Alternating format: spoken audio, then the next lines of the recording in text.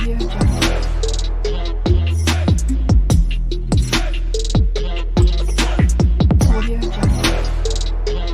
God. ஆண்டவர் இயேசு கிறிஸ்து நாமத்தினாலே வாழ்த்துக்கள். வசனத்தை வாசிக்கிறேன்.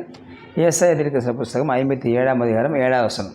சமாதானத்தை கூறி நற்காரியங்களை சுவிசேஷமாய் அறிவிக்கக்கூடிய பாதங்கள் மலைகள் மேலே எவ்வளவு அழகாக இருக்கின்றன என்று சொல்லி எழுதப்பட்டிருக்கிறது. அழகான பாதங்கள் என்ற தலைப்பில் கர்த்தருடைய வார்த்தை பார்க்கும். அழகான பாதங்கள்.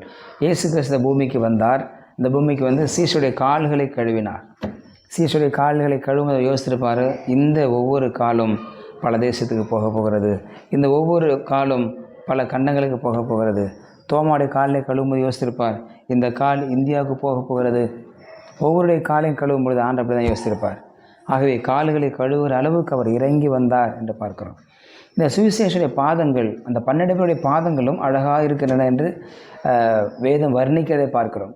இன்றைக்கி யாரெல்லாம் சுவிசேஷத்திற்காக போகிறீங்களோ உங்கள் காலை கொடுத்த வேதம் சொல்லுகிறது, உங்கள் கால்கள் மிகவும் அழகாக இருக்கின்றன என்று சொல்லப்படுகிறது. ஆண்டவராக இயேசு கிறிஸ்து இந்த பூமியிலே வந்து அவர் ரட்சிப்புக்காக அவருடைய கால்கள், அவருடைய பாதங்கள் தேசங்களில் சுற்றித் திரிந்தது. யூதேயா, கலிலேயா, சமாரியா என்ற 3 தேசங்களிலும் அவருடைய கால்கள் சுற்றித் திரிந்தது. அவருடைய கால் படாத இடமே இருந்திருக்காது. யோசித்து பாருங்கள், இன்றைக்கி நம்ம ஒரு 2 கிலோமீட்டர் 5 கிலோமீட்டர் நடக்கணும்னு சொன்னால் கால் வலி ஏற்பட்டுருது. இன்றைக்கி நம்ம சாப்பிட்ற உணவு, நம்முடைய சாப்பிட்ற மருந்து மாத்திரைகள், சாப்பிட்ற பழ வகைகள் எல்லாமே மருந்துகளால் உண்டாக்கப்பட்டிருக்கிறது. அவைகளுக்கு ஆயுள் நாட்கள் குறைந்து கொண்டிருக்கிறதை பார்க்குறோம். ஆனால் அன்றைக்கு பாருங்கள், ஆண்டவராக இயேசு கிறிஸ்து நடந்து போனார். பகலெல்லாம் நடந்தார், இரவெல்லாம் ஜெபித்தார். இன்றைக்கி நமக்கெல்லாம் நடக்கணும்னு ஆசை இருக்கான கால் வலிக்குது. அநேகருக்கு நடக்க முடியாமல் இருக்கிறதை பார்க்கணும். நடக்க முடியும், நடந்து திரியணும், நடந்து திரிந்த ஊழியம் செய்யணும். இயேசு கிறிஸ்து நடந்தார். அவருடைய கால்கள் அழகாக ரட்சிப்புக்காக நடந்தார்.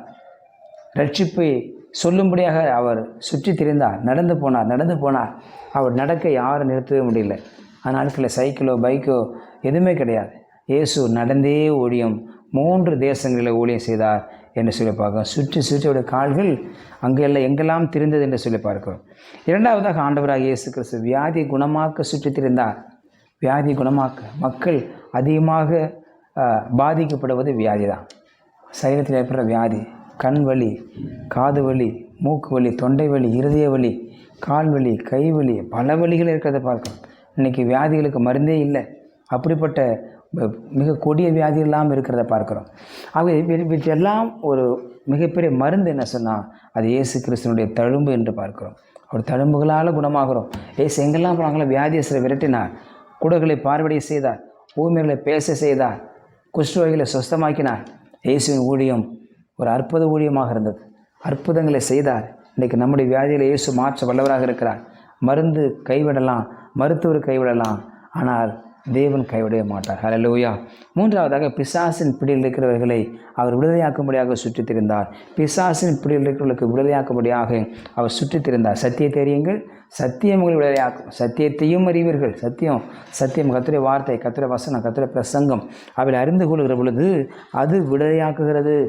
பிசாசு பிடிச்ச இடத்துல போய் முடியை பிடிச்சி சுற்றிட்டு போ என்று சொல்வதை விட சத்தியத்தை பேச வசனத்தை பேச அது பிசாசு அவர்களை விட்டு விலகி ஓடும் என்று சொல்லி பார்க்கும்.